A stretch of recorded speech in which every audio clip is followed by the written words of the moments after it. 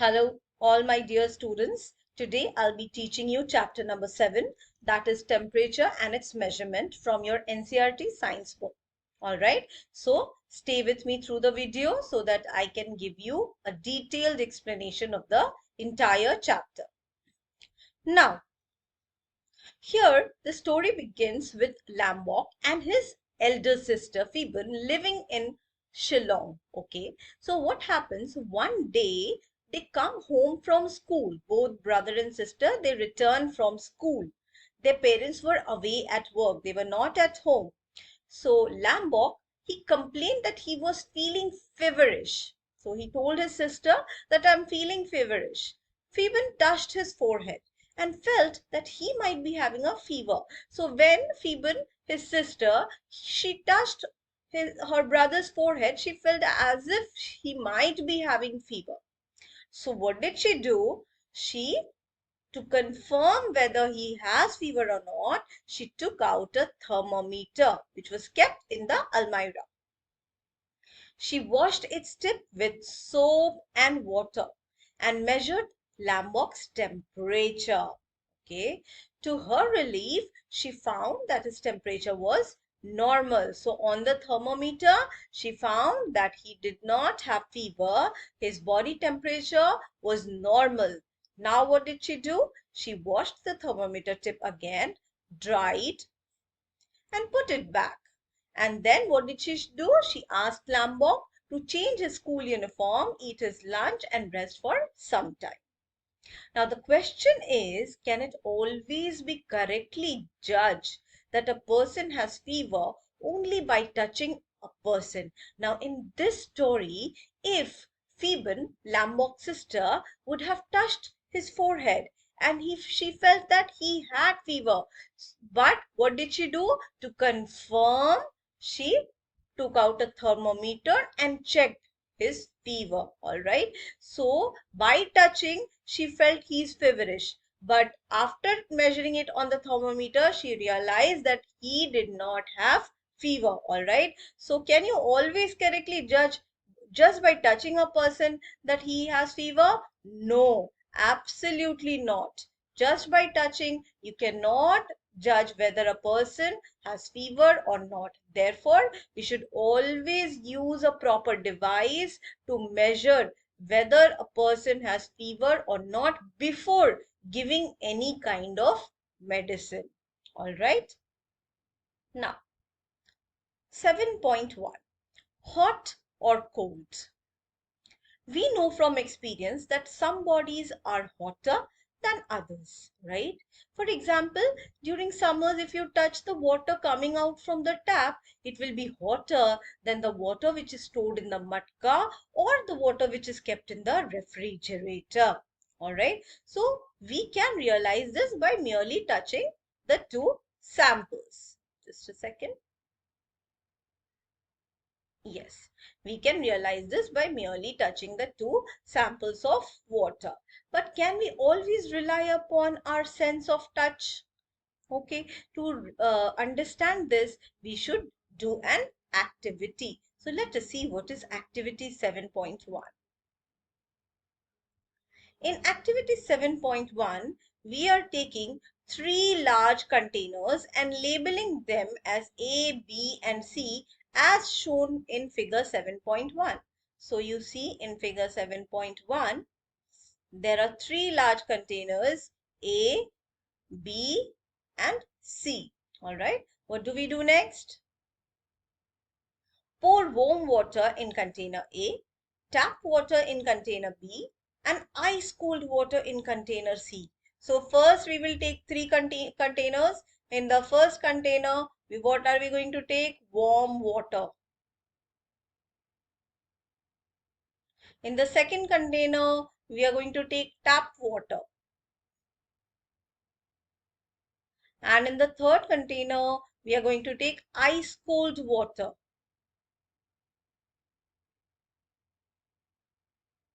All right. Then we will conduct this activity in two parts.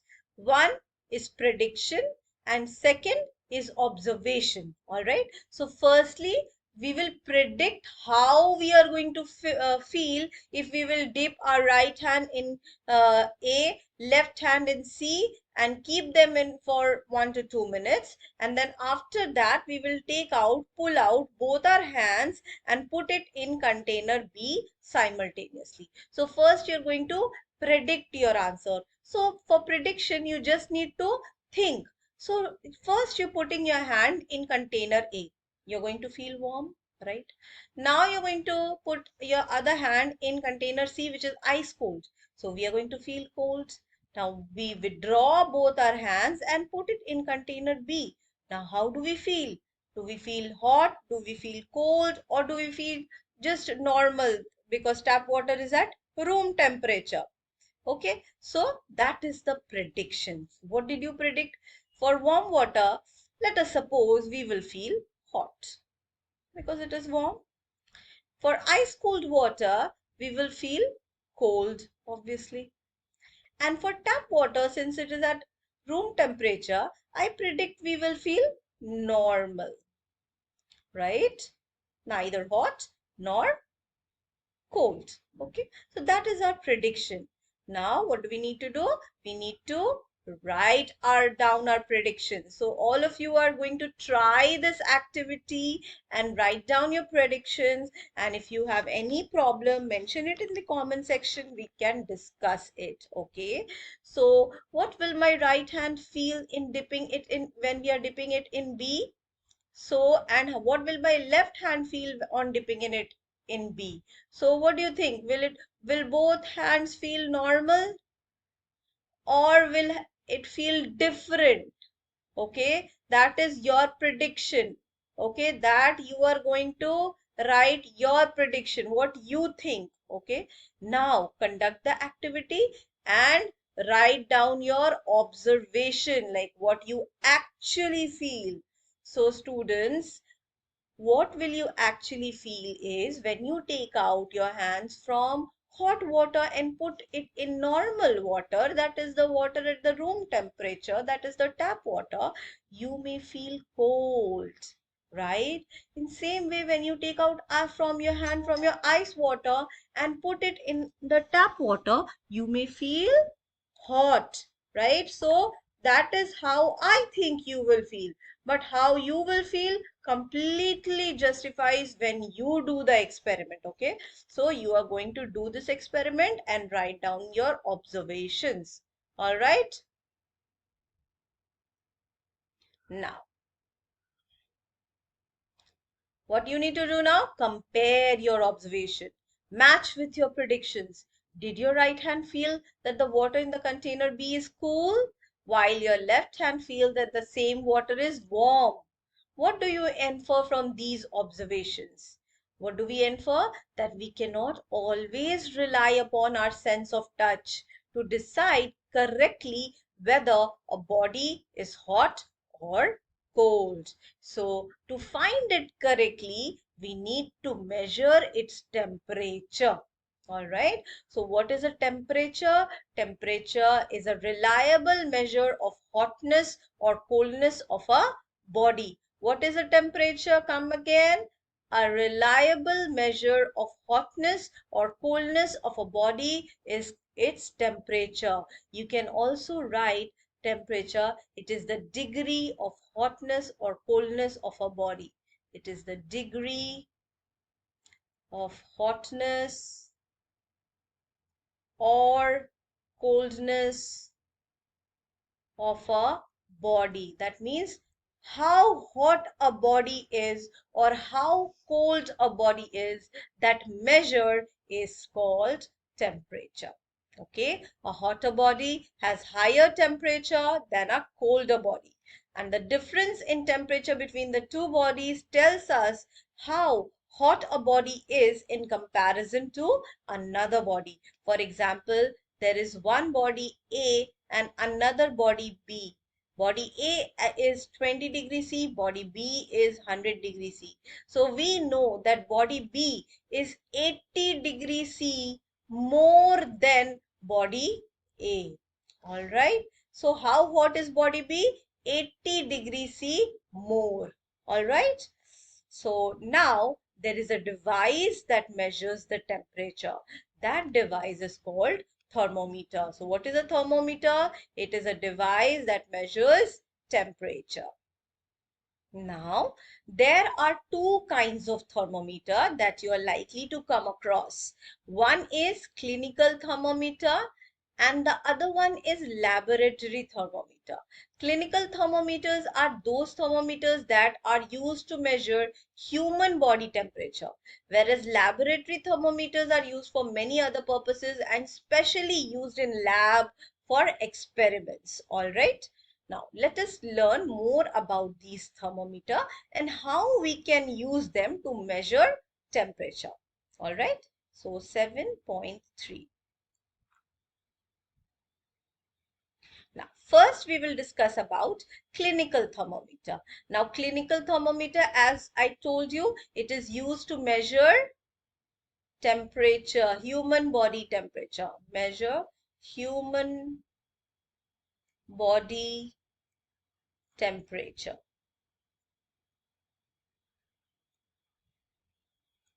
All right, so you might be familiar with this kind of thermometer as it is present in all homes. Okay, so we all have this kind of thermometer at our home. So you can take it out, ask from your parents, they will give you, and then you can compare it.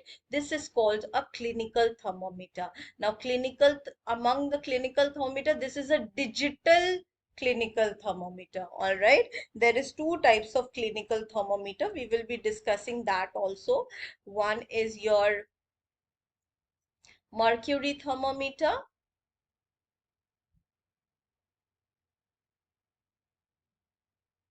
and the other one is your digital thermometer. So here what you see in the image is a digital thermometer. In a digital thermometer, you have a tip like this, you have a reset button like this, or power button, you can say reset or power. All right, and this is the display panel where the temperature is displayed. Okay, your body temperature is displayed over here. Okay, now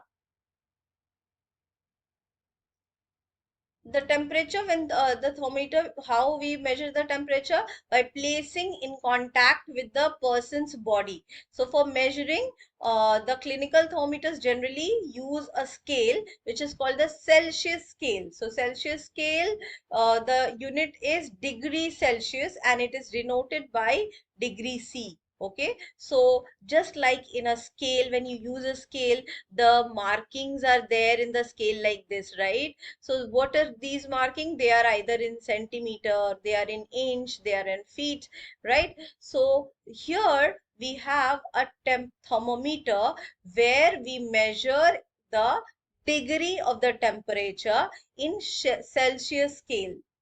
Celsius scale. Okay, and the unit is degree Celsius. Okay, it is represented as degree Celsius. All right. Now, in earlier times, we had mercury thermometers. So, in mercury thermometers, you can see the diagram shown. This is also a clinical thermometer, but it is made up of mercury, so it is called mercury thermometer.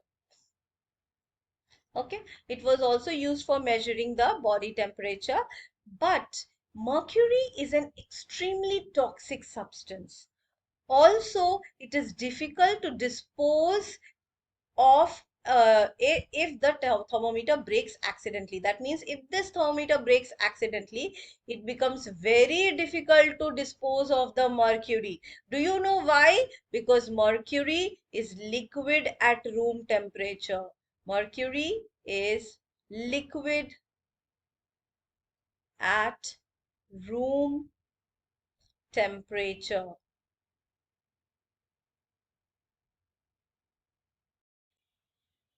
So digital thermometers, they pose no such risk, and also numbers in its display are easier to read. Therefore, mercury thermometers are being replaced by digital thermometers. All right. So there can be a question that why did the digital thermometers replaced the mercury thermometers. So what are your reasons? Number one, mercury thermometers, they have mercury in it, and mercury is extremely toxic substance, right? So mercury is an extremely toxic substance.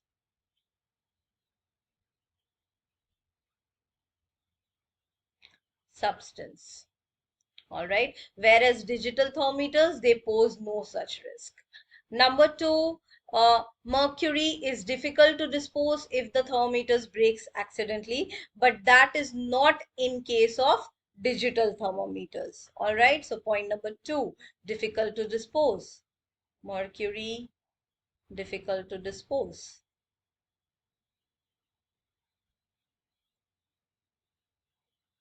And thirdly, the display are easier to read in digital thermometers but difficult to read in mercury thermometers. As you can see these markings, it is quite difficult to read how much the temperature is, 37.1 to, you have to be very careful while taking down the temperature. But in case of digital thermometers, you can just check the display area and it will directly show you the temperature in degrees Celsius. All right, so it is easier to read the temperature. So point number three, easier to read the temperature.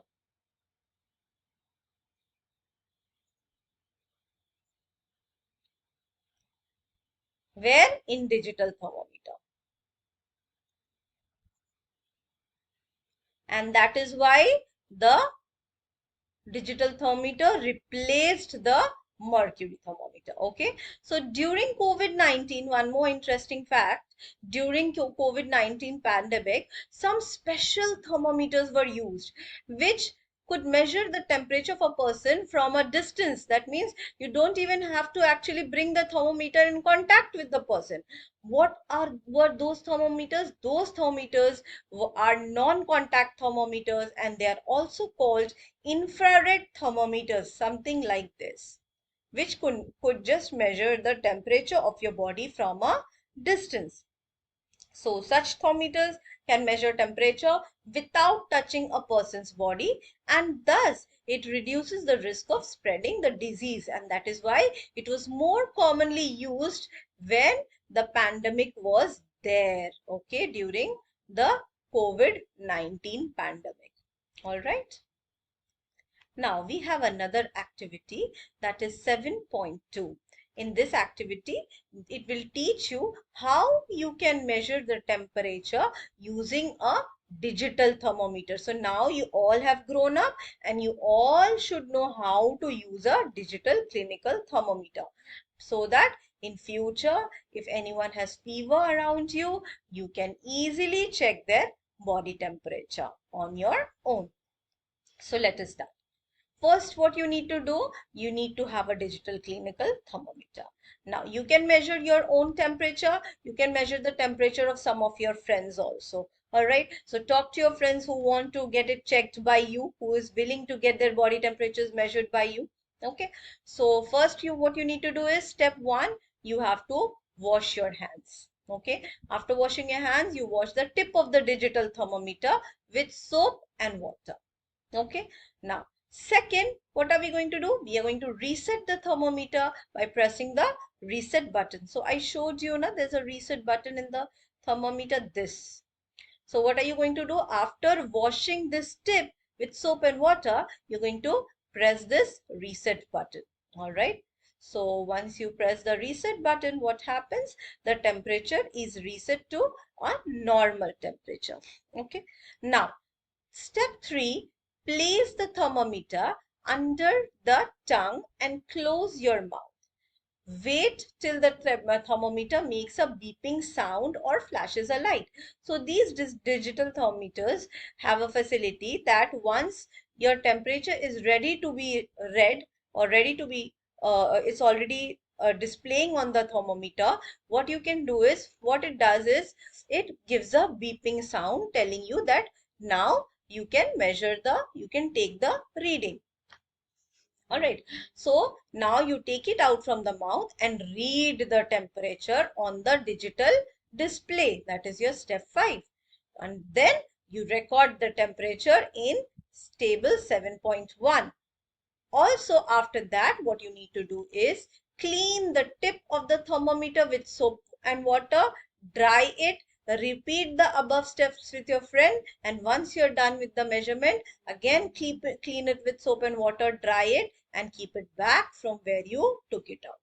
All right. So here we have a table 7.1 with serial number 1 to 10. So what you need to do is find out the body temperatures of 10%. So children, you need to do these activities, because once you do these activities, concepts foundation will be clear, your concepts will be clear. Okay, and the more you will learn about the chapter by doing these activities. Okay, so what do you see? The normal temperature of a healthy human body is considered to be 37 degrees C. All right, remember, what is normal human body temperature? Normal human body temperature. It is 37 degrees C. All right. But in this activity, did you find the normal temperature of every person, including you, was 37 degrees C? Or did you find that the temperature was slightly higher or slightly lower for some people? You will see that not every person will have 37 degrees C precisely. So actually 37 degrees C is what we call as a normal temperature, is the average body temperature of a large number of healthy people. So a large number of healthy people, their temperature was measured, so an average was taken, and it was considered that the normal average body temperature is 37 degree Celsius. So a perfectly healthy person may therefore have a normal temperature which is slightly different from 37, slightly higher or slightly lower. All right. So the body temperature is influenced by several factors like age, time of the day, your activity level. These factors affects our body temperature. All right. Now, you may also try measuring your own temperature at different times of the day, okay, and on different days, and then you can record the reading in your notebook. And after a month, when you analyze the temperature record, you will see there are variations. Okay, so your temperature may be different in the morning, may be different in the evening, may be different on different days. So a temperature of a human being does not normally go beyond 35 and above 42. So between 35 to 42 it stays, it does not go below 35 or above 42. Okay, for measuring the body temperature of small children or old people, the digital thermometer can also be placed in the armpit. So instead of putting it under the mouth, children cannot keep it under the tongue for a long time, or old people, they are weak, so they cannot put it under their tongue. So what we need to do is we can place the tip of the thermometer in the armpit to note down the temperature. All right, so the temperature measured in this way is about 0.5 degrees C to 1 degree C lower than the actual body temperature. So suppose you're measuring the temperature in the armpit and it is showing 38 degrees C. So the actual temperature may be from 37 to 37.5 degrees C. That's 0.5 to 1 degree C lower than the actual body temperature. All right. Now,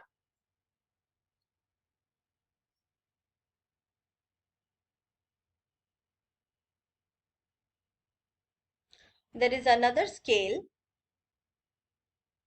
There is another scale of temperature known as Fahrenheit scale. On this scale, the unit of temperature is degree Fahrenheit, and it is denoted by degree F. All right. So a normal body temperature, if you measure in degree F, it will come as 98.6 degree F.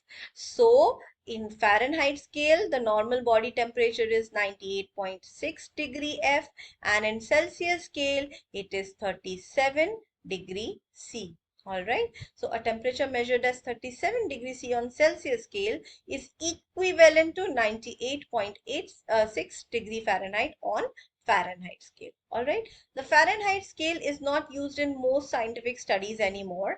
Basically, we use degree Celsius only in scientific work. And there is another scale of temperature which is known as Kelvin scale.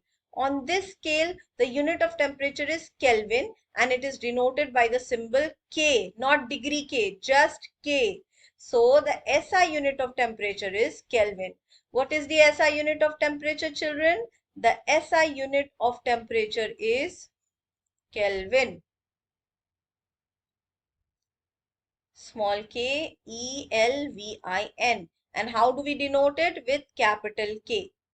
All right. So this is the SI unit of temperature. Now, all three temperature scales, that is Celsius, Fahrenheit, and Kelvin, they are named in the honor of the scientist who developed these scales. All right. Now, we can easily convert the temperature from Celsius scale to Kelvin scale. How do you do that? So, suppose you have a temperature in Kelvin, you want a temperature in Kelvin scale. What do? You add the temperature in Celsius scale with 273.15, all right, or simply 273, all right. So suppose you want to measure the temperature in Kelvin scale. The temperature in Celsius scale is suppose 37 degree Celsius, all right. You want to convert it to Kelvin. You have to want it to convert it to Kelvin. So how do? You will write temperature in Kelvin is equal to temperature in Celsius plus 273 roughly. I'm not taking 1.5. Okay. So this is coming as 300 Kelvin. If you take 1.5, what it will come? 300.15 Kelvin. All right. So that's how we measure the temperature. Okay. Now, the names of the temperature scales, that is Celsius scale, Fahrenheit scale, and Kelvin scale, they all start with a capital letter. Okay. The units for temperature, that is degree Celsius, degree Fahrenheit, and the word degrees are there. So what do we write? Like this: degree Celsius, degree Fahrenheit. But when we write Kelvin, we don't write degree Kelvin. We simply write Kelvin. All right. So that is what it is. Also, whenever you are writing a temperature, very, very important, while writing the temperature, a space is left between the number and the unit. That is, suppose you are writing 37 degrees C. So 37 space degree C, like this. So for temperature which is more than 1 degree, we use the word plural of degree, that is degrees, while writing the full form of the unit. Okay. No, the temperature of the boiling water and ice are outside the range of a clinical thermometer. Clinical thermometer cannot measure the temperature of a boiling water or the temperature of ice. Remember that there is a question here. Can a clinical thermometer be used for measuring the temperature of a boiling water or measuring the temperature of the ice? No, we cannot use them. Why? Because it has a range. The clinical thermometer has a range up to which you can measure the thermometer. So you cannot use them for measuring the boiling water or ice. Okay, it is outside their range. So how can we measure the temperature beyond the range of clinical thermometer? For that we have laboratory thermometer. Okay, for that what do we have? We have a laboratory thermometer. So there are many types of laboratory thermometer, but one that might be available in your school laboratory may look like figure 7.3a. So let us look at figure 7.3a. It's a huge one. Yeah, 7.3A. So you see, this is the bulb of the thermometer. The thermometer is starting from -10, then 0, and then it is going to the tip till 110 degrees Celsius. All right. So it consists of a long, narrow, uniform glass tube which is sealed. At one end of the tube is a bulb which contains a liquid. Outside the bulb in the tube is a narrow column of liquid that can be seen. Now there is a Celsius scale marked along the tube. You see here, it's degree Celsius. All right. The liquid column rises or falls with the change in temperature. The mark of the Celsius scale with which the top level of the liquid column coincides is the temperature reading. All right. A liquid used in the laboratory thermometer is generally alcohol, which is colored red to make it easily seen, or mercury. So what are the two liquids which we use in a laboratory thermometer? One is alcohol. It is colored red to make the reading easy, and mercury. You don't have to color the mercury. It is already a silver shiny material, so it will appear as it is. All right. Now, let us do activity 7.3. Okay, what do we need to do is we need to see the clinical thermometer, observe the laboratory thermometer. You observe it carefully, and then what you need to do is you have to note down the following. Number one, what is the lowest temperature it can measure? I just told you it starts from -10 degrees C. So the lowest temperature it can measure is -10 degrees C. And what is the highest temperature it can measure? Let us see the thermometer. You see 110 degrees C. So what is the highest temperature it can measure? It can measure 110 degrees C. Okay. So what is the range? It's range from -10 degrees C to 110 degrees C. All right. Now let us come to activity 7.4. What is there in activity 7.4? Let us observe and then calculate. What we need to do is we need to try to find the smallest value that is given in a laboratory thermometer which we can read. So what is the smallest value that we can read in a laboratory thermometer? Again, you have to take the laboratory thermometer and observe it carefully. Now let us see what are the questions. How much is the temperature difference indicated between the two bigger marks? So let us see the two bigger marks. Here, this is one bigger mark 0, this is another bigger mark 10. So total how many divisions are there? Total 10 divisions are there. All right. If you read the smaller divisions, you will see there are total 10 divisions. So 10. How many divisions are shown by smaller marks? That is obviously how many divisions are there between these two bigger marks is 10. Temperature difference is also 10. So how much degree does one small division represent? It represents 1 degree, right? So 10 divided by 10. So each division will be 1 degree. So the smallest value of the thermometer can read 1 degree Celsius. All right. I hope it is clear to all of you. Now, your school laboratory may have thermometers for which range and the value of the smallest divisions may be different. Okay, so their reading may be different from the reading which we have taken from here, from this thermometer, because every school have different kind of thermometer present in their labs. So you have learned how to find the temperature range of a given laboratory thermometer. You also learned how to find the smallest value that a given laboratory thermometer can read. Okay, so now we will learn how to measure the temperature using this laboratory thermometer. All right, so how do we see that? Here you see the correct way of measuring. So what do? We have a beaker with warm water. We dip the tip of the thermometer into the warm water, and then we take the reading straight from our eye like this and see the level of liquid in the thermometer. Okay, that will give us the reading of the temperature. All right.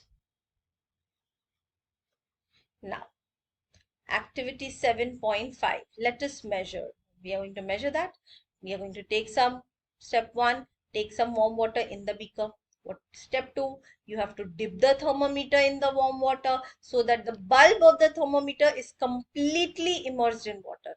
Step 3, you observe the rise of the liquid in the thermometer. So thermometer may have alcohol or thermometer have mercury. So it will rise through the tube of the thermometer so that you can observe the rise and take down the temperature.